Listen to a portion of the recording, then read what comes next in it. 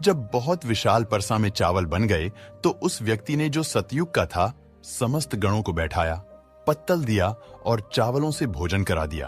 अपना कार्य पूरा करके वह अपने मालिक सतयुग के पास आया और कहने लगा कि हे प्रभु, मैं जा रहा हूं, अब मेरा काम हो गया है।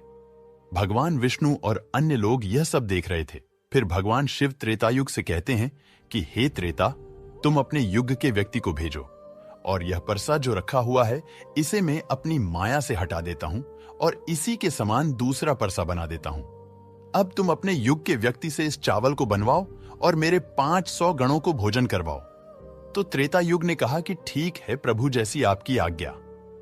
त्रेता युग ने भी अपना एक महान योद्धा कुंभकर्ण जैसा बलवान प्रकट किया और उसको आदेश दिया कि जो तलहटी में नीचे हजारों टन का परसा रखा हुआ है, इसमें हजारों मन जो चावल रखा है उसे बनाना है, पकाना है और जब चावल पक करके तैयार हो जाएं तो इन 500 गणों को खाना खिलाना है। त्रेता युग का व्यक्ति भी बड़ा ही बलवान था। वह उस परसे के पास आया, पास में एक भट्टी खोदी और उस परसे को दोनों हाथों से उठा करके भट्टी पर रख दिया और ऊपर से रखने के बाद अग्नि जलाई और अग्नि जलाकर उसमें चावल डाला, पानी डाला, चावल पक करके तैयार हो गए। त्रेता युग के व्यक्ति ने जो भगवान शिव के गण थे उन सबको खाना खिलाया और भोजन करने के बाद सभी गण वापस कैलाश पर्वत पे आ गए। भगवान शिव ने फिर अपनी शक्ति से उस परसे को हटा दिया। अब भगवान शिव द्वापर युग से कहते हैं कि द्वापर, ये दोनों युग अपनी अपनी परीक्षा दे चुके हैं, अब तुम्हारी बारी है।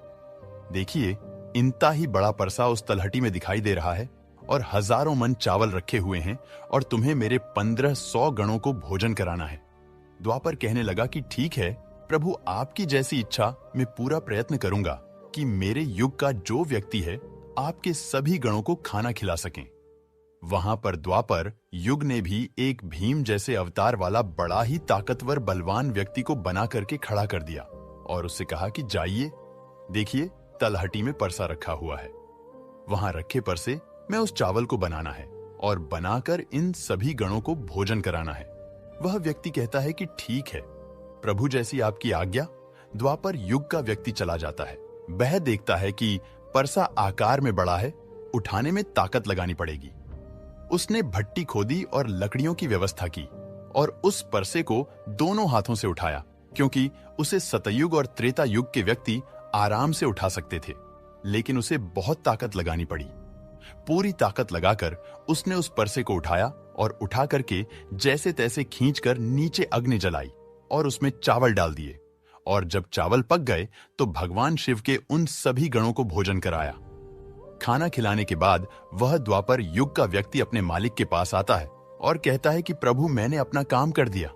वहां पर द्वापर युग उससे बहुत खुश हुआ और कहा, शाबाश, अब तुम जा सकते हो। अब भगवान शिव कहते हैं कि हे कलयुग, अब तुम्हारी बारी है।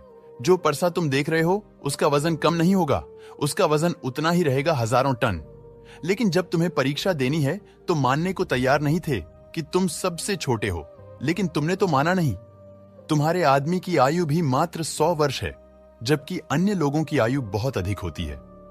सतयुग के मनुष्य की आयु 1,00,000 वर्ष होती थी, त्रेता युग में 10,000 वर्ष होती थी और द्वापर युग में 1,000 वर्ष होती थी। और हे कलयुग, तुम्हारे शासन में मात्र 100 वर्ष ही है और तुम्हारा आदमी भी छोटा है। जब भगवान शिव की बातें कलयुग ने सुनी तो कलयुग कहता है कि प्रभु ठीक है, मैं आपकी बात मानता हूं, लेकिन पहले ही आप मुझे इस तरीके से हताश मत कीजिए। प्रभु, आप तो एक न्याय करते हैं, सबको मौका दिया जा रहा है, हम भी परीक्षा देकर देखेंगे। यदि हमसे नहीं हो पाया तब जाकर हम मानेंगे। भगवान शिव कहते हैं ठीक है, तुम अपना आदमी बुला लो। फिर भगवान शिव कहते हैं कि यह परसा देख रहे हो, हजारों टन का है, वहां चावल रखा है, यह हजारों किलो टन का परसा है और इसमें इतने सारे चावल रखे हुए हैं, तुम्हारा व्यक्ति क्या करेगा? कलयुग कहता है कि ठीक है प्रभु, आप मेरा तमाशा तो देखिए। तीनों युग हंसने लगे। भगवान शिव भी उसकी बात को सुनकर अचंभित थे। भगवान शिव सोच रहे थे कि क्या कलयुग का व्यक्ति इतने हजारों किलो टन के परसे को उठा पाएगा? कलयुग ने बड़े ही बुद्धिमान व्यक्ति को पैदा किया। बड़ा ही तीव्र व्यक्ति था, बहुत ज्यादा सोचने वाला व्यक्ति था। सभी गुणों से संपन्न व्यक्ति को कलयुग ने पैदा किया और पैदा करके व्यक्ति से कहा,